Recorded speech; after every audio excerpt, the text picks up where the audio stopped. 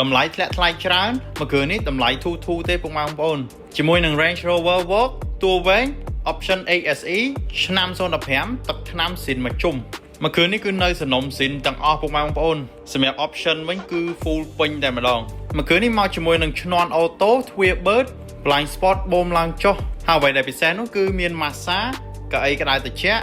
កាមេរ៉ា360ទូទឹកកក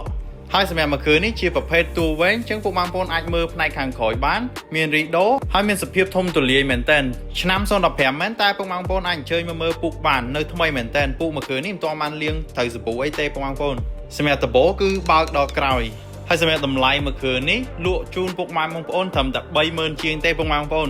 Option ពេញ Full Option ប្រភេទ ASE ទឹកថ្នាំគឺនៅស៊ីនមួយចុងអត់មានប្រវត្តិបុកប៉ះទេពុកម៉ែបងប្អូនហើយមួយគ្រឿងនេះម្ចាស់ដើមទី1ផ្លាកលេខខ្ពស់មែនតើចឹងសម្រាប់ពុកម៉ែបងប្អូនដែលរកឡានត្រឹម30000ជាងពុកម៉ែបងប្អូនអាចពិចារណាមួយគ្រឿងនេះបាន